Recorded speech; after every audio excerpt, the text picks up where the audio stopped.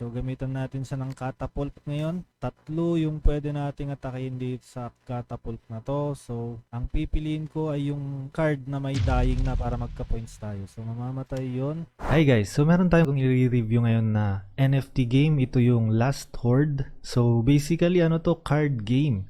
Sa mga naglaro dati ng mga Magic cards, yung card game ng Yu-Gi-Oh, siguradong magugustuhan nyo to. Let's go!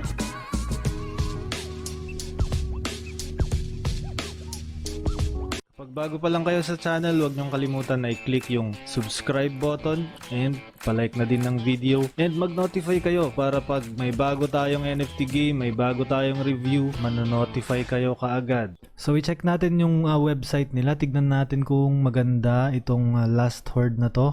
Tignan natin kung maganda yung website. And ayan, para sa akin okay naman yung website niya. Fully functional naman yung mga buttons niya dito sa taas. And meron siyang cinematic dito. So yun nga, merong play with AI, tapos online game. So ito yung PvE nila guys, play with AI. Yan yung play to earn. So kung makikita nyo dito guys, andito yung prices. Pag umatak kayo ng easy, 25 HOR. Medium 50 HOR, hard 75 HOR. So yan yung price. And dito naman makikita natin dito na parehas sila ng Splinterland kung paano yung mga attacks. Syempre yung mga nandito sa banda dito sa taas, yung mga melee, and sa likod yung mga range na characters. So parehas na parehas sila dun sa mga card games talaga na meron tayo dati. Check naman natin yung artwork nila. So ito naman yung artwork nila. Makikita natin dito na detalyado yung artwork nila. Realistic itong dalawang to, tapos ito naging cartoons. And yan, meron silang dragon dito sa website nila, ang ganda. Sana mas maganda siguro yung card game natin kapag uma-attack ka tapos nagiging ganito sila. Parang nagiging 3D yung pag-atake. So i-check naman natin yung white paper nila guys. So ito yung tokenomics nila. Seed sale 10%, IDO 20%, rewards 20%, stake 10%, development 20%, marketing 10%, liquidity is 10%.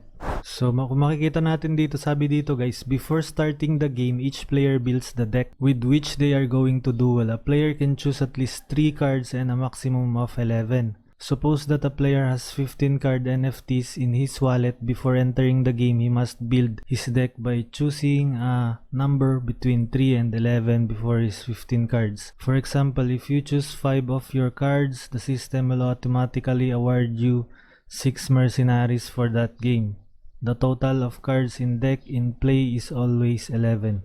So maganda to guys. Kunyari meron lang kayong 3 card na NFT dito. 3 card lang yung kinaya ng budget nyo. Bibigyan daw kayo ng random cards para makapag-enter sa game. So maganda yun. Kapag meron naman daw kayong 15 na card, dapat pili lang kayo ng 3 to 11 na card dun sa 15 cards nyo. So ito naman yung rarity naman ng mga NFTs ng Last Horde. So yung common silver frame, ito rare green frame. So ganito yung itsura ng rare, epic golden frame, ganito, legend red frame, ganyan, mythical purple frame, ganito, unique, unpredictable. So wala pa silang itsura ng unique. Ito yung pinaka rare siguro nila, unique na card. So ito nga yung sinabi natin kanina, yung PvE nila. Pag umatak kayo ng easy, 25 HOR ang reward nyo. Medium naman 50 HOR, hard 75 HOR. So yan yung mga prices kapag nag-PvE kayo dito. So makikita naman natin na wala pa yung team nila dito and may disclaimer sila. Sabi dito, the purpose of this document is to provide selected details about the gameplay and the economy of Last Horde. The information outlined in this document may not be exhaustive and does not imply any elements of a contractual relationship. Nothing in this document shall be deemed to constitute a prospectus of any sort of solicitation for investment. The end. So yun yung Last Horde guys. Sa mga interested, sa mga mahilig sa card game, so para sa inyo to. So guys, dito na tayo sa investors and backers nila. Makikita natin dito yung Unity, Binance, Return.net, AXB, GameFi Capital, Anypad, GemsLab, Asteroid Ventures, and many more. So yan yung legitimacy nitong Last Horde na to. Ito nga pala yung nila, team behind the project. So dito si David Silva, which is yung CEO nila. Dito yung LinkedIn niya, Paul Bernal, Si Elizabeth Laidova. So ito yung kausap ko ngayon, marketing director nila. And nandito din si Ivan Segura, developer, and Dr. Sasha Win, which is yung advisor nila. So si Dr. Sasha Win guys, yung founder nitong Alpha Hunt na isa din investment group. So dyan natin makikita yung legitimacy nitong project na to. Anyway guys, ipapakita ko na kaagad sa inyo yung gameplay since play turn na nga din ito. So ang gagawin lang natin dito, play with AI. And easy mode lang muna tayo since ito yung first time natin na makikipaglaro ng ganitong klaseng game. So baka matalo pa tayo dito, hindi natin alam kung anong mangyayari dito sa game na to. So yung first na i-attack nyo lang guys ay syempre yung naglapag siya dyan ng melee. So i-attack nyo lang yung melee niya. So tapatan nyo ng melee para ma-atake yung nilapag nyo doon. So click nyo ganyan. And yun, -4. Andito din yung mga attacks nila kung makikita nyo dyan. Bawat open ng cards, andun yung attacks nila. So yan, pag i-hover nyo yung mouse, magpo-pop up mismo yung mga stats. So makikita nyo dito yung attack niya is 5.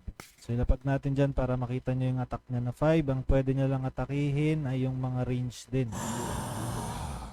And yun na nga, in-attack na niya. Pero masyadong maaga natin nilapag yung dragon natin guys. Dapat ilapag natin siya kapag medyo madami na yung card dun. Kasi AOE yung effect nung dragon na yun. So ilapag naman natin tong barbarian para ma-attack natin yung knight niya. Yung melee type na attacker niya dyan. Yan, naglapag siya ng orc. Your turn. So it's our turn. Lapag natin itong chimera. And atakin natin kahit sino sa kanila. So backline lang yung pwede niyang atakin, yung chimera. Attack natin yon. Naglapag siya ng Cyclops. So wala na tayong frontliner. Kailangan ulit natin lagyan ng frontliner. So lalagyan na natin dyan. And atakihin natin. AOE din ito guys. Itong card ko na to. So ma-atake yung tatlong frontliner niya. So yan naman yung mga skill card. Yung Blizzard. Parang ito guys. So try natin nila pag ma-atake lahat yung mga nandun sa frontline niya.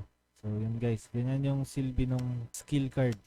Nilapag niya si Gandalf the Great. So kontrahin natin ngayon yan ng ganitong klaseng card. So tatlo din yung pwedeng atakihin para mawala yung dalawa. Nakita nyo yun guys, lamang na tayo. 87 pa lang yung points niya, tayo 123 na. So our turn na daw. Lalagay natin ulit itong lightning. Tapos atakin natin yung nasa likod. Goblin naman yung ilalapag niya. Inatak niya si Gandalf natin. Maglagay na tayo dito ng melee para pwede na nating atakihin yung mga nasa harap din niya. So ito, atakin natin ito. 3, -3 yun. Lalapag niya dyan si Gunter, atakihin niya yung aso natin. So meron ding potion dito guys. Makikita nyo dito, 1 HP na lang itong aso natin. Gagamitin natin yan mamaya kung sakaling hindi atakihin yan. Pero sa ngayon, ito munang goblin ang gagamitin natin para maka-attack tayo dito sa front line niya. So yun, -2. Opponent's turn. Sana hindi pa niya patayin yung aso natin para pwede pa nating i-heal. Kaso nga lang pinatay na niya. So hindi na natin yung ma-heal. Mas maganda kapag ilalagay natin yung potion natin dito. Pwede niyang i-heal yung mga nandyan sa tabi niya. Since itong si Gandalf yung medyo dying na. So yan yung i-heal natin. At yun, kapag naubos na yung deck natin, automatic maglalabas ulit siya ng second deck. So gamitan natin siya ng catapult ngayon. 3 yung pwede nating atakin dito sa catapult na to. So ang pipiliin ko ay yung card na may dying na para magka-points tayo. So mamamatay yon and nagka-points tayo doon. Napag ulit tayo ng melee para patayin na natin yung goblin niya para magkaka-points ulit tayo doon. So basically guys, ganito lang yung game niya. Pautakan lang din. Nakikita niyo naman dito yung mga cards. And may mga buildings din tayo. Ito, castle ito. Pwede kayong umatak ng marami. So lahat ng nandun sa deck ng kalaban, ma-attack nyo. Gumamit tayo ng isang building na card. And kapag wala na kayong frontline, lagyan nyo lang ng frontline dyan. Pwede kayong umatak ulit ng kahit sino. Takin natin yon. Okay, opponent's turn. Witch naman ito. So kikidlatan niya tayo ng malupit. Mamamatay yun. Ay hindi, buhay pa pala. Ito guys yung sinasabi ko. Pwede nating i-attack ito kapag marami na siyang nakalapag dyan. Kasi AOE yung effect nito or area of effect. So yan. Daming namatay guys. 240 na yung score natin na 180 pa rin yung kalaban. Pero pag sa online na yung P2E niya guys, pwede kayong makipaglaban dun sa mga tao na mismo. Ito kasi AI lang yung kalaban natin. Sabi ko nga hindi ako magaling dito. Kaya yung AI lang muna yung kakalabanin natin. Kasi lagi akong talo kapag ang kakalabanin ko ay yung mga tao. Hindi kasi ako magaling sa card game, guys. I-heal na natin sila. Lagay natin doon para ma-heal na yung mga nandito. Okay. Heal. Yun, na-heal natin. Naglapag siya ng melee. Paubos na din yung melee natin. Ilagay natin si Barbarian dyan. Takin natin to. Dying na din yung Cyclops niya. May healer din siya na nilapag. Buti na lang napatay natin yung Cyclops bago siya ma-heal. So, dying na din yung mga melee natin. Kaya kailangan nating i-heal. Ito, lalagyan sila ng tick 3, ng HP, nag-acid rain. So, patay din lang yung hinil natin, guys. Ito na, ilalagay natin sa likod. Since archer tong Galed na to. So, atakin natin yung mga nasa gitna. Ayan, opponent's turn ulit. Naglapag siya ng assassin. Ilalagay niya sa melee. Yung attack niya, si Barbarian. And syempre hindi tayo papatalo, maglalagay din tayo ng goblin at papatayin natin yung nilapag niyang assassin. And panalo tayo, guys. We won. So ganyan yung gameplay nitong Last Horde. And mapapansin nyo, goods din naman siya. And kung paano nga tayo mag-claim ng reward, guys, yung sinabi ko na dun sa first part ng video natin. And ito naman yung gameplay nitong Last Horde. But anyway, para sa akin, okay naman itong Last Horde na to kapag mahilig kayo sa card games and pag nag-enjoy kayo sa card games. So yun lang, guys, yung review natin regarding dito sa Last Horde. Pag bago pa lang kayo sa channel, huwag nyong kalimutan na i-click yung subscribe button. Click nyo na din yung notification bell. Set nyo yan sa all para every time na meron tayong bagong upcoming na NFT game, mano-notify kayo. Yun lang, guys. Maraming salamat. Bye-bye. Disclaimer: this content is for education and entertainment purposes only. Galaran TV does not provide investment advice. The information is being presented without consideration of the investment objectives, risk tolerance, or financial circumstances of any specific investor and might not be suitable for all investors. Past performance is not indicative of future results. All investing involves risk, including the possible loss of principal. Some videos have benefactors. Always do your own research. Never invest more than you are willing to lose.